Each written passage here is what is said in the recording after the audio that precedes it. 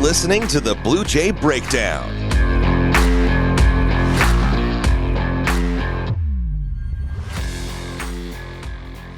Welcome into the Blue Jay Breakdown. Anna Bellinghausen and Drake Keeler alongside with you, breaking down everything Creighton women's basketball. Drake, we were both present for the matchup last night. It was a highly anticipated one. Didn't end up that way.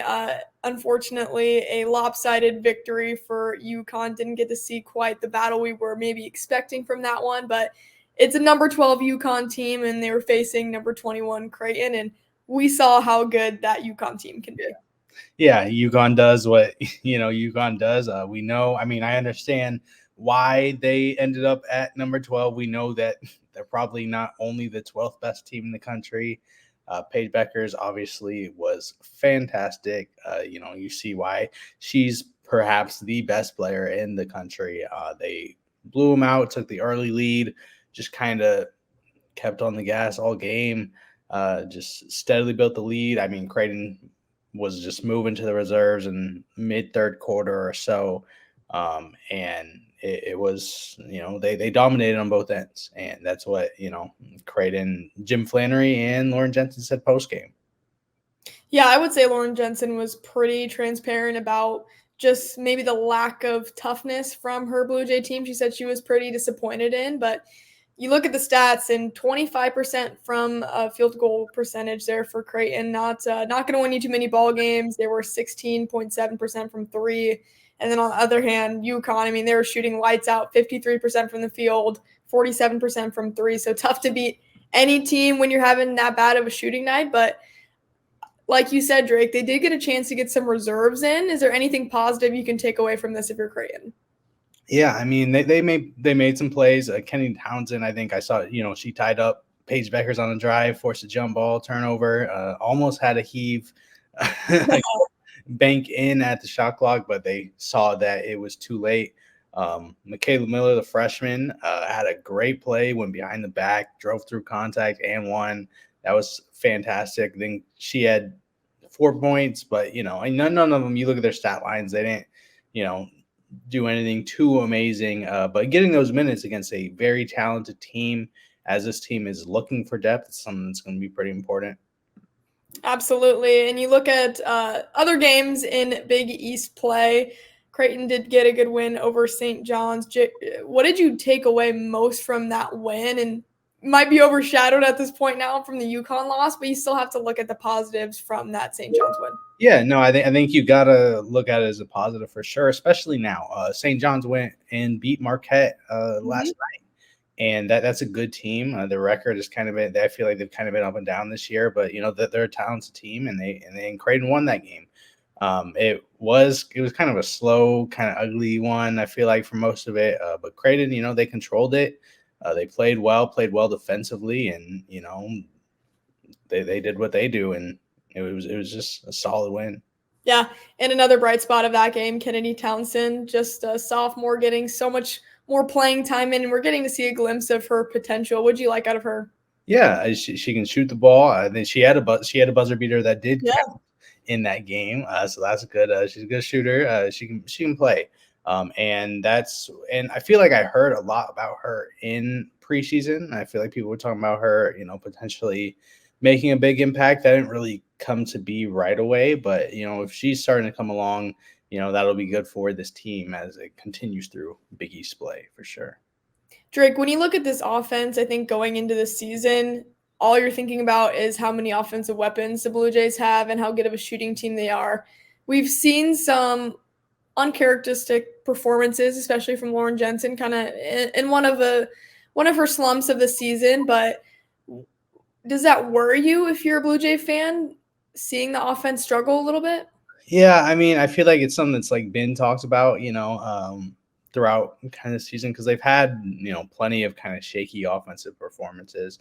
I personally, I don't know. I don't think I'm particularly concerned.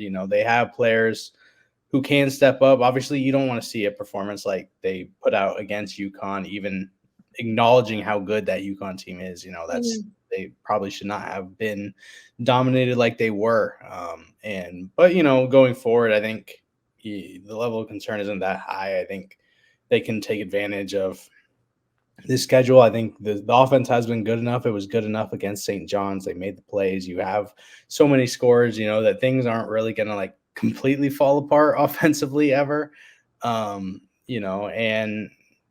players are going to have stretches where they struggle. I think Emma Ronsick, has been great this season, has had a kind of poor last 2 games or so, but she's obviously a great player. Morgan Molly, Lauren Jensen, and yeah, I mean, you hope that some of the depth can continue to step up a little bit, and I'm really interested to see kind of how they manage that throughout the season.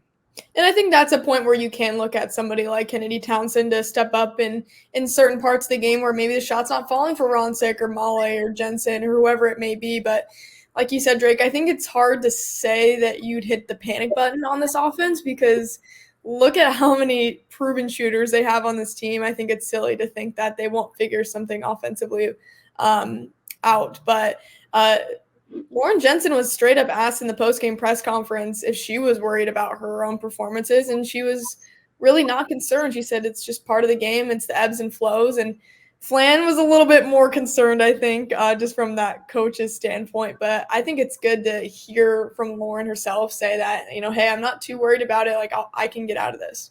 Yeah, and I think that's kind of, what you expect to hear from coach and player, that the players know, their talent level. They're confident that they can play better than this. They see, what's going on. They see the good shots they did have. Obviously, as a coach, you don't want to just leave it alone if that part of your team is struggling. But I think, they're talented players. They've still been like a good offense, obviously. And they're, again, like we said, I don't feel much reason to be super concerned there. Yeah, well, let's take a look at that upcoming schedule for Creighton. So they're at DePaul, and then they play against Butler and Providence in those next 3 games. Very winnable games for the Blue Jays. I think it's maybe a chance for the team to get back on track. Yeah, I'm really interested to watch kind of this next stretch. Just not obviously, none of those teams are super overwhelming in any way. They've kind of been up and down. Providence had some good. I think they just beat DePaul. And any of these teams could, come out and challenge the Blue Jays on a given night for sure. So I'm interested to see how they handle just the rest of January until that, end of month matchup with Marquette. So I think, if they can take care of business pretty much every night until then, that'd be great. I'm sure they'll get challenged here and there for sure.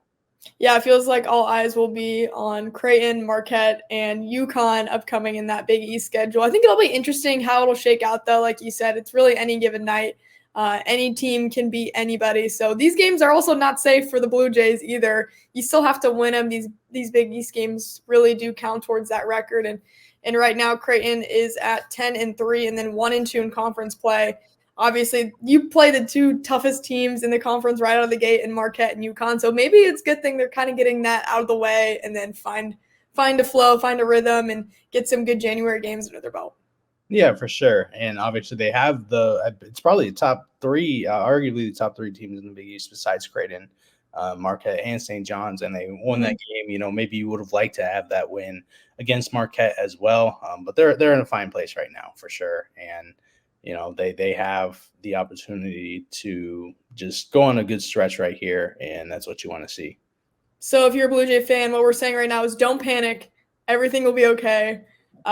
Drake, thank you so much for joining me. We are excited to take a look at the rest of the Big East play, but for now, that's the Blue Jay breakdown.